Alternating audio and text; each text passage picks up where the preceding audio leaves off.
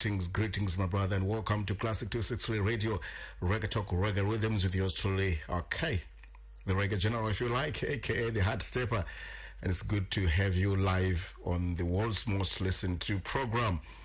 And obviously, you were born in St. Anne's in Jamaica, the home of reggae music. What inspired you to get into poetry, of course, which you later translated into reggae music? Well, what got me interested into poetry was the simple fact of loving to read poetry. And I've always loved how words find a beautiful way, or put in words in a beautiful way together in order to create something unique and expressive for what I'm saying, or what kind of audio-visual picture I'm trying to paint for somebody. So that is really the root of poetry for Iman. All right. Thank you very much. The root of poetry and your love for various instruments playing is also evident in most of your songs, like the ones that I played earlier on. And this has also informs your chanting style in most of your songs. Which instrument would you love most, my brother? Yes, the instrument I love the most would have to be the Nyabingi drum. This is the instrument that led Iman to vocalizing and chanting Nyabingi.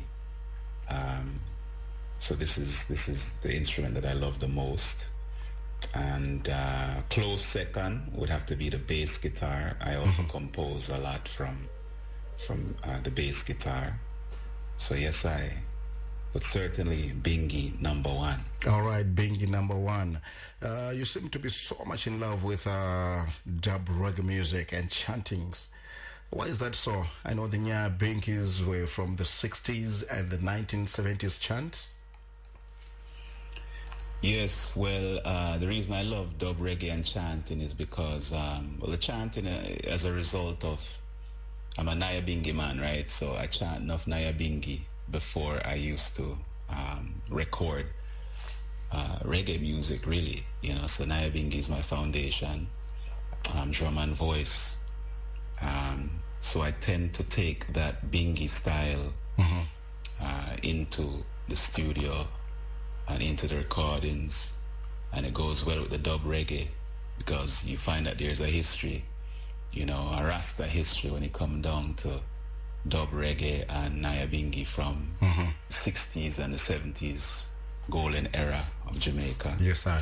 So that's what I resonate with, and to I that is it's a spiritual tone and a spiritual beat. And what I'm saying are spiritual words. So I look for the carrier, the dub that's going to carry that chant, very far. All right. And Naga, I noticed in most of your songs you also mentioned King Tabby and the Roots Radix and Augustus Pablo as your early influences. What do you understand about their roots music? Yes, I do listen to a lot of Toby and Pablo, Augustus Pablo, from my early days of listening to roots reggae. And again, what I understand from their music is that it is a spiritual one that is in tune with your heartbeat, so it resonates with I again. And even man like Toby, he didn't listen to a lot of the contemporary Jamaican music. He listened to jazz, avant-garde jazz, different music from all over the world to kind of inform what he was inventing at the time. And you can certainly hear that in his works. And with Pablo, Pablo was bringing in resonances from the Far East, Far East Africa, Far East Asia, which is a world vibration, an earth vibration. So that's what I understand from the music that they have gifted us with, All right, and certainly we'll sample one or two songs from King Tabby and the Roots Radix as well as Augustus Pablo. Now, your debut album, David Stone, was a big hit. And maybe we'd like to tell the listeners some of the artists that you featured on that brilliant production. Yes, give thanks. Well, the debut album, David Stone, features the son of Augustus Pablo, Addis Pablo, on a couple of tracks. Wow. Which is a great honor to have that linkage there. It actually turns out that my father knew Augustus Pablo in the 70s at the 12th Tribe headquarters in Kingston. So it was good that the sons came together and things manifested musically, you know. Great stuff. Also on David Stone is featured a brother named Aquarius, actually from Ghana, Cameroon roots. All right. So Ghanaian and Cameroon roots. And he's also featured on one of the tunes called Christ and Disciples. He actually played bass on that. So yeah, big up Roots Natty as well, who produced that album. Yeah, man. Yeah, man, big up. I'm sure you also at one point feature some of Zimbabwean roots reggae artists. Now your message to your fans right here in Zimbabwe who are listening to Reggae Talk, Reggae Rhythms at this hour, 24 minutes after 12, right here in Zimbabwe. What is your message? I'm getting a lot of them sending messages, loving your music as well. Yeah, tell us. My message to the people in Zimbabwe, the supporters, is to just keep the faith of the Most High God, put him first in everything, you know, everything will be added after. And I look forward to seeing the item someday on the continent so we can share in this word sound power and lift each other up, you know, all four corners of the earth. Yeah, and as it is written and stated, Africa awaits her creators.